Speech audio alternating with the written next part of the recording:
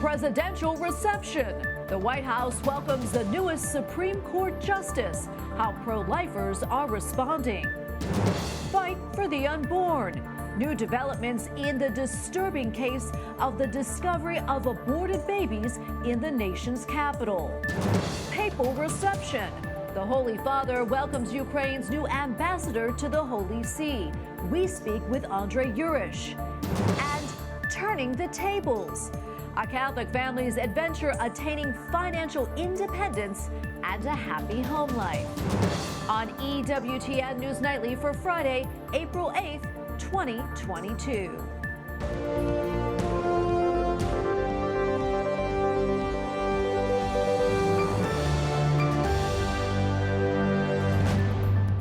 Thank you so much for being with us tonight. I'm Tracy Sable. The White House celebrates President Joe Biden's Supreme Court pick.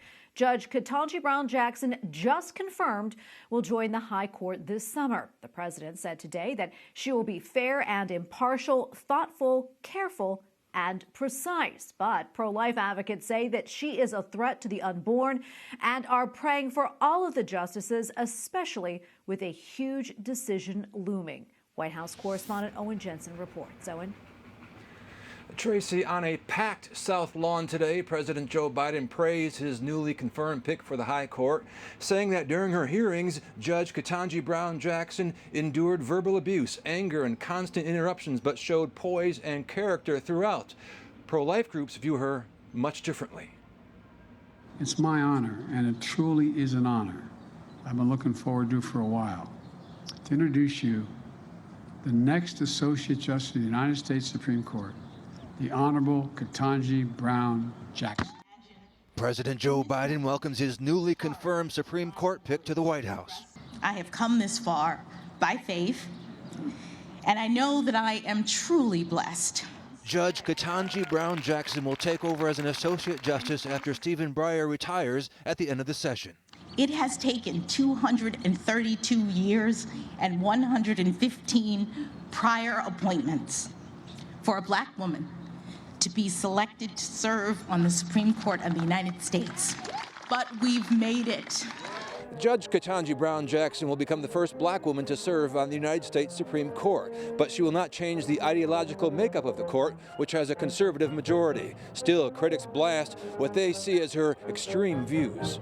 Kristen Hawkins from Students for Life describes Judge Jackson as a danger to pro-lifers. Ketanji Brown Jackson is a very clear threat, not only to preborn Americans and her support and her defense of the gruesome partial birth abortion procedure, but also to any pro-life Americans who've ever spoken out against abortion. She has written briefs, supported pro-abortion organizations throughout her legal career that was really intended, and the goal of which is to silence pro-lifers. Many Republicans also expressed concern. The GOP writing, Jackson has proved to be in lockstep with the far left's political agenda, even refusing to define what a woman is. Kristen Hawkins also encourages people to keep praying for the Supreme Court, especially regarding the Dobbs case, which she says will literally determine the fate of millions of unborn lives. At the White House, Owen Jensen, EWTN News Nightly. As we reported earlier in the week, a box containing 115 aborted babies heading to a medical waste facility was recovered by a pro-life group outside of a D.C. abortion clinic. 5 of the babies appeared to be late-term gestation and developed enough to be able to live outside of the womb. Although pro-life groups and lawmakers alike have called for further investigation, D.C. officials continue to be evasive. Margaret Olohan, a reporter for the Daily Wire, visited the abortion clinic where that box was retrieved to find answers. And Margaret Olohan joins us now. Margaret, great to see you. Tell us why you decided to go to that abortion clinic in the first place and what you experienced when you were there. What did you see? Well, thank you. It's great to be here. So I went to this abortion clinic because we have been reaching out to D.C. officials all week looking for answers about what is going on here and why D.C. officials apparently are not very interested in finding out whether these babies were legally aborted, as they have said. Now, these babies, according to some pro-life doctors who looked at them, may have been killed using partial birth abortion techniques, which are illegal in the United States under the Partial Birth Abortion Act of 2003. So, frustrated by the lack of responses from the D.C. Mayor Muriel Bowser, the D.C. Medical Examiner, the Metropolitan Police Department, I drove down there yesterday in the rain to see what I could find out. Now, I went to the clinic, I went upstairs to the fourth floor, that's where it is, in a big Foggy Bottom apartment building, or office building. I got up there and the clinic workers wouldn't tell me anything. They told me that Dr. Santangelo was not in. They said that I could not talk to him and that all press inquiries needed to go through the National Abortion Federation. Well, I looked around the waiting room and I could see there were women there, and I told them I thought they were lying to me. I said, I think he is here and you just don't want me to let me talk to him. And they wouldn't say anything. So eventually I turned to go and I got to the door as I was leaving, and there was a woman who was outside the door with her boyfriend or her husband, and she was in incredible pain and she was kind of heaving and moaning and leaning on the wall. And I asked her, I said, is everything okay? Because she was clearly in such distress, and her boyfriend or husband, whoever it was, his eyes were all red and he looked really upset. And she turned to me and she tried to smile and she said, yes, I'm fine. And I said, do you mind telling me? I'm a reporter. What's going on? And she said, I'm having an abortion. And you know, in that moment, I couldn't believe it. And I said, what? Because I could tell that her stomach was huge. She was maybe second trimester.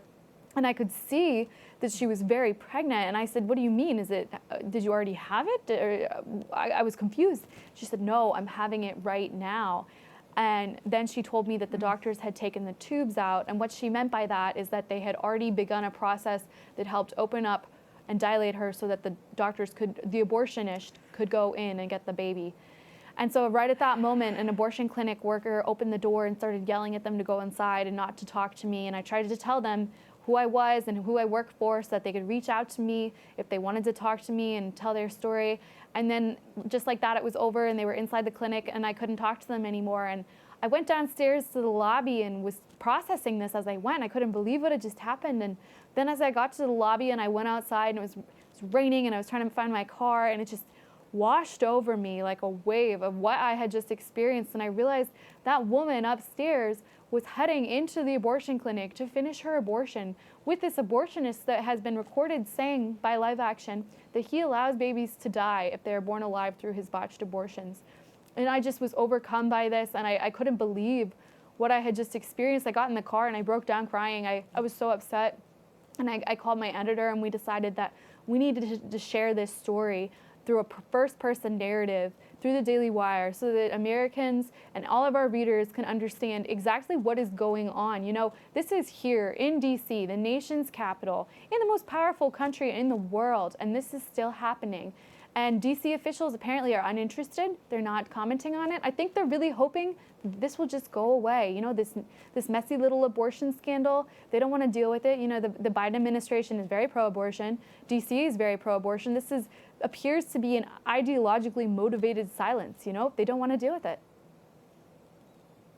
Yeah, and Mary Margaret, obviously, that made a huge impact on you, and the stories made a huge impact on all of us. What type of impact do you think this story may have, or what type of impact do you hope it will have on those people who are, you know, indifferent or support abortion? Well, I wanted this story, first of all, the Daily Wire, we decided to tell this story in a first-person narrative because we thought it would speak most eloquently to what happened. You know, this was a very hard experience for me, and I was just a viewer. I was not actively participating in what was going on here. You know, this woman who was in this abortion. And I saw the pain and the distress on her face. I could see how hard this was for her. I don't know her. I don't know why she was there or why she wanted the abortion or whether she wanted it at all. But I was there in the moment and I could see what she was going through and what the man with her was going through. And I just would really like people to be able to see this small glimpse of how this actually works. You know, I think a lot of people think of women who go to get abortions and they say, how could you do that? How could you murder your baby? And, you know, I think that's a perspective that many of us have. But then when you get up close and you see what's happening, you think, why? Who pushed you to do this? And what made you feel like you had to do this, to put yourself in this position, you know? And I think it really gives us a broader view of what is going on here and how maybe you can help women that are put in a situation where they feel like they must get an abortion or they feel like they don't have any other option. And the other reason I think this story is so important is because No one is talking about it, like I was saying. It is very hard to see people covering this fairly, and to, a lot of mainstream media is reporting this as, oh, crazy pro-lifers have aborted babies in their apartment that the police found in their apartment. That's not the story. Pro-lifers went to this clinic and found this box and asked to take it. The driver of the truck told them they could take it, and then they took it home and they alerted the police that they had the babies and that they wanted a forensic examination done. That's what the story is.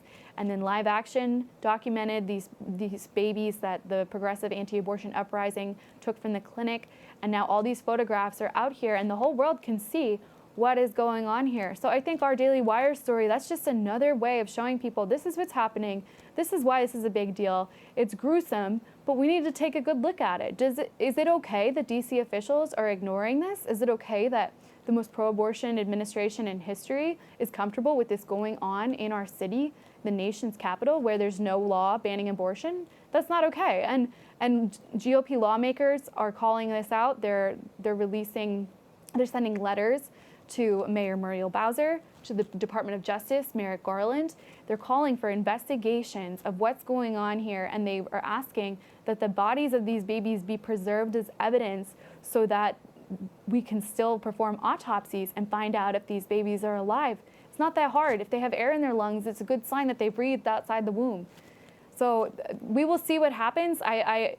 Congressman Chip Roy said in a statement to me the other day that he doesn't think anything will happen because DC is ideologically motivated to keep quiet on this. I hope not. I hope that we'll keep pushing and we'll get answers, and that we will have these autopsies done, and Dr. Santangelo will have to answer for what's going on here. Well, Mary Margaret, this is such a heartbreaking story, and thank you so much for being brave and bold enough to tell it. We appreciate it. Thank you. Well, there is a lot of finger pointing on Capitol Hill about who is responsible for rising energy prices. At a hearing this week, executives of 6 large oil and gas companies defended themselves against criticisms that they are seeking to boost corporate profits at the expense of consumers. Capitol Hill correspondent Eric Rosellis breaks it all down for us. Republicans called the House hearing with oil and gas executives nothing more than a dog and pony show by Democrats. They blame high gas prices on the Biden administration's regulations and environmental policies. It's the fact that the Keystone Pipeline, it's the fact that no more leases. It's one thing after another, with a belief that electricity is going to solve our transportation problems. At the hearing, oil and gas executives defended their actions, claiming they're not engaging in price gouging, only responding to global commodity prices that are out of control. We do not control the market price of crude oil or natural gas, nor of refined products like gasoline and diesel fuel. And we have no tolerance for price gouging. Shell does not set or control the price that consumers pay. Indeed, it would be illegal for Shell to do so because nearly all Shell-branded retail stations in the U.S. are owned by independent operators who set their own prices. No single company sets the price of oil or gasoline. The market establishes the price based on available supply and the demand for that supply. Senator James Langford says President Biden is trying to manipulate the market and suggests reopening the Keystone Pipeline with Canada. The president's just done a release of the Strategic Petroleum Reserve. The release he's doing from the Strategic Petroleum Reserve for a short period of time for the next several months is almost exactly what would be coming from the Keystone Pipeline every single day from here on out. And that's not all. Almost a quarter of the oil in the U.S. is from oil companies who lease federal land. But the Biden administration has shut down access to those permits and leases. And there are over 4,600 of them in limbo waiting. And then he has to allow for the pipelines to be built to move the oil and the gas to markets. Not allowing those either. And prices at the pump may continue to rise after Congress sanctioned Russian oil and gas imports. At the Capitol, Eric Rosales, EWTN News Nightly. Coming up, 2 European countries are facing high gas prices. We'll explain. Plus, the new Ukrainian ambassador to the Holy See tells us about the Vatican's efforts to bring peace to his country.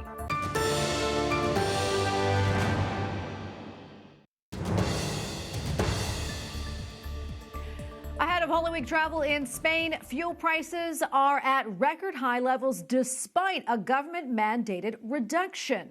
The average price for a gallon of gas in Spain in U.S. terms is well above $7 a gallon. If the government had not recently imposed price controls, that same fill-up at the pump would be 80 cents more per gallon. Meantime, fuel shortages are causing pain at the pump in England. When the service station in Kent ran out of fuel this morning, supply disruptions due to the war in Ukraine have been worsened by climate protesters who are blocking major depots at several British ports. Pakistan's Supreme Court has ruled against the Prime Minister to restore the National Assembly.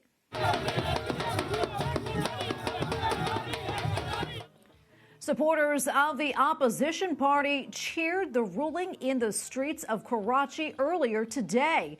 The court blocked Imran Khan's move on Sunday to dissolve parliament and call early elections. The decision sets up a no-confidence vote in the parliament, possibly as early as tomorrow. The leadership transition in Hong Kong has taken another step today with the acceptance of John Lee's resignation.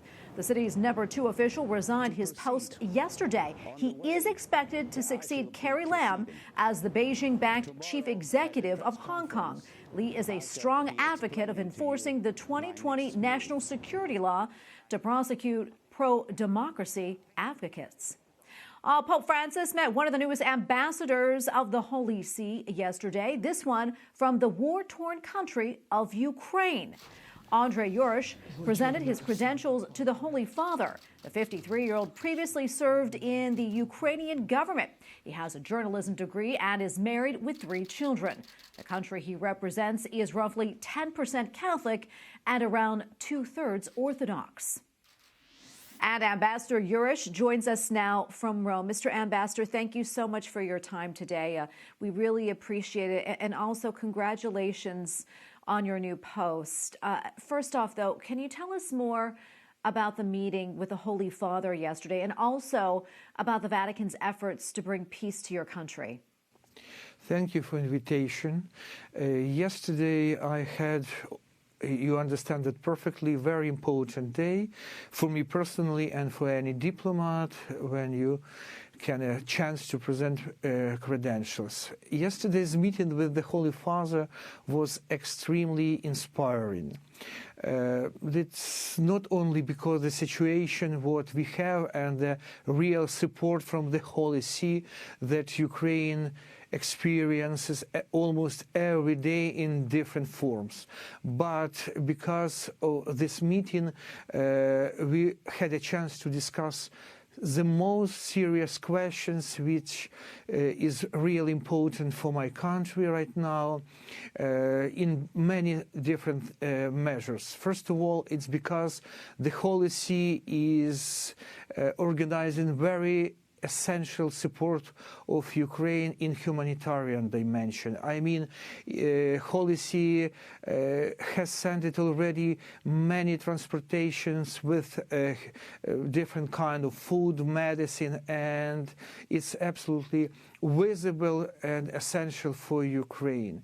Secondly, because right now we're receiving many messages from the Holy Father, from His Eminency Cardinal Pietro Parolin, from many other officials of the Holy See in support of my country with explanations what we have right now, and I am absolutely sure that is really important people not just for in Ukraine but everywhere, because the voice of the Holy See is very essential for this huge Catholic community around the world. And finally, this meeting was extremely helpful in terms of our discussion of possibility of visit of the Holy Father of my country. I estimate this possibility as one of the most essential steps toward the bringing peace in Ukraine. And I'm absolutely sure that the Holy Father understands this perfectly. And Mr. Ambassador, if you can talk maybe a little bit about the sort of work that the Ukrainian embassy to the Holy See is doing right now, amid the military conflict there? I know it's a very, very difficult time. Right now, our embassy has very specific mission. And also, I have to mention that for more than 2.5 years, Ukrainian ambassador was absent in the Rome, to the Holy See. So I came in very critical moment. Actually, I had a plan to be a little bit later, in several weeks after the date when I came to the city, to Rome. But it was impossible to wait to finish all formal things that have been done in this case. And when I came, even without my credentials more than 1 month ago, you understand my situation. From formal point of view, it was probably very difficult to communicate with other ambassadors, with officials of the Holy See. But everybody was realizing my situation and the situation in the country. And I was immediately included into any kind of communication, including conversation and discussion with the key figures of the Holy See. Mr. Ambassador, thank you so much for your time today. We're praying for you and all the people in Ukraine. Andrii Yurash, Ambassador of Ukraine to the Holy See. Thank you again, sir. Thank you very much. Up next, how one Catholic family has charted a path to financial and spiritual well-being.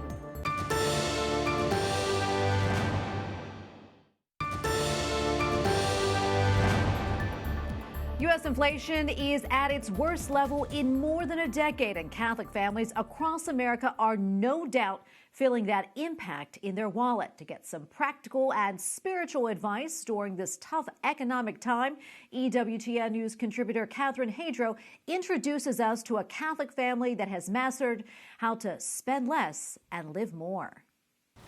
Today, the average U.S. gas prices are well over $4 a gallon. Mortgage rates have posted their largest jump since the 1990s. And with inflation surging to 7.9%, families across America are looking at how to tighten their budget and balance their checkbook. Sledding. ING. Sledding. I have had a hard time finding anything positive about COVID. But what I have found is that people, families, singles, elderly, young people have said, hey, we actually can live simply. Sam and Rob Fatzinger are Maryland's Catholic parents who have zero debt. A feat that's all the more impressive because they have 14 children and 1 dog. Their kids range in age from 32 down to 5 years old. Not too hard. You're a baby. We didn't know if God would bless us with lots of children, but we took one at a time. There's no twins. But in the beginning, we were just like, thy will be done. This family of 16 living in financial freedom has caught the attention of the Washington Post, the global media, and led to their recent book, A Catholic Guide to Spending Less and Living More. While the Fatzingers may not be official financial planners or economists, Rob is a recently retired software engineer and Sam a stay-at-home mom. Mom, look at this guy. Awesome. They know all about money matters from the school of real-life experience. Fatzinger family financial tip number 1 is to pray. We always start with prayer. Obviously, just if nothing else, you'll be at peace. Or if you're having specific problems, talk to St. Joseph. It just helps calm us. And I think we also realize that the money's not ours. Everything we have, our house, our money, lack of money, everything, our kids, everything is, God's, and we're just, the caretaker. When it comes to feeding the family, We're going to add some water to the pan for gravy. They suggest buying cheaper cuts of meat. Ground beef, boneless chicken breasts, stretch them with different starches, rice, potatoes, things that are cheaper. The Fatzingers say it's key to eat simpler meals, utilizing foods already in your pantry and refrigerator. Buy groceries in bulk if the item's on sale and doesn't expire. You can utilize a second freezer to store any meats you buy in bulk. I know gas prices are getting on everybody's nerves. The Fatzinger family says organizing a carpool is a great way to cut down on gas costs. And with a potential economic recession on the horizon, the Fatzinger father especially urges families to save up a rainy day fund. You want to start it yesterday, but if you haven't, start today. Just find some ways to cut back and set aside money in case, your hours are cut or you're laid off or your company, goes under, you've got to be prepared. And if you begin to make more money, do not drastically change your lifestyle. Yeah, we didn't really have lifestyle creep. I mean, we would do a little bit more. We buy paper towels now instead of using rags. The kids are like, we're really rich. Mom bought paper towels. And my other daughter will say, and she didn't yell at me when I used them. How you spend your money on your kids will also impact your budget. So be sure to teach them to be grateful for what they have. Don't spoil your kids. Teach your kids to appreciate instead of expect. Like when we do go to the beach and we do get ice cream, they're like, wow, thanks. Not like, why can't we get ice cream tonight? Or I wanted 2 scoops. Or I didn't like this flavor. They're like, oh, Mom bought us ice cream. Here are more Fatzinger family financial tips. Consider implementing a spending fast during Lent so you only pay for and buy necessities. Be intentional in building a community so you can share food items or tools and appliances with neighbors. Utilize YouTube and the internet to fix minor home and car repairs yourself. Browse for online coupons available for your prescriptions. And when it comes to buying a house in this market, the Fatzingers say it's okay to keep renting for now. As Catholics prepare for the Holy Week ahead, the Fatzinger family of 16 reminds us Lent is the perfect season to put these pieces of advice into practice and to embrace living simply. We're Catholic, so we need to learn to suffer and offer it up. So stop dropping by Starbucks every day after the gym, or stop going to McDonald's or Chick-fil-A or whatever. Yeah, go every other day. That is actually a time for us to rein in some of our passions and some of our things that we do need to work on. Lent is a training field for life.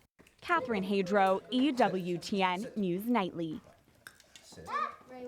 And those are all fantastic tips. Thank you so much, Catherine. And you can find the Fatzingers book, A Catholic Guide to Spending Less and Living More, at EWTN's Religious Catalog. Go to EWTNRC.com.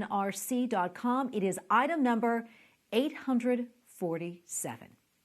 And we thank you for watching tonight. For the entire EWTN News Nightly team, I'm Tracy Sable. Good night and God bless.